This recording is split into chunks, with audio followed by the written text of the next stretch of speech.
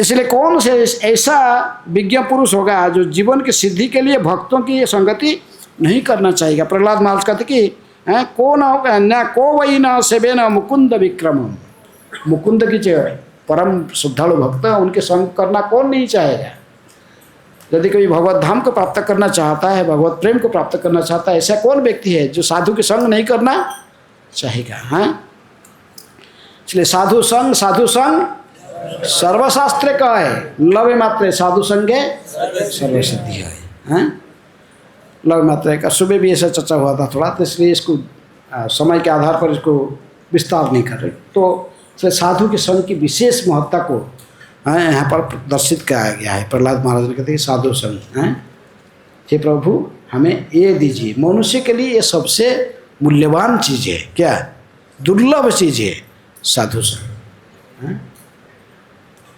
तुलयाम लवेनापि न स्वर्गं न पुनर्भवम भगवत संगी संगस्य मर्त्यानाम किम उताशिष। मर्त्यवासियों के लिए इससे बड़ा कोई मूल्यवान वस्तु नहीं है। ये क्षण का साधु संग व्यक्ति का जीवन को पूरा परिवर्तित कर सकता है। इसलिए प्रहलाद महाराज ने साधु संग का ही महत्व इस श्लोक में विशेष में सिखा रहे हैं कि साधु की संगति करो। साधु की संगति कैसे करोगे? साधु से श्रवण करने से। हैं, साधु से हरि कथा को श्रवण करो। साधु दर्शन करना चाहते हो उनसे सुनो। हैं, तो इस प्रकार जो हरि कथा को श्रवण करेंगे हमारा आसक्ति बढ़ेगा। किसके प्रति? कृष्ण के प्रति। हरि कथा श्रवण जिनके बारे में बार बार सुनोगे।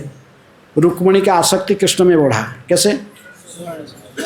हैं, और कृष्ण को देखा भी नहीं थी, कभी कृष्ण को देखी नहीं थी, लेकिन बार बार कृष्ण के बारे में सुनने की मौका मिला। किनको?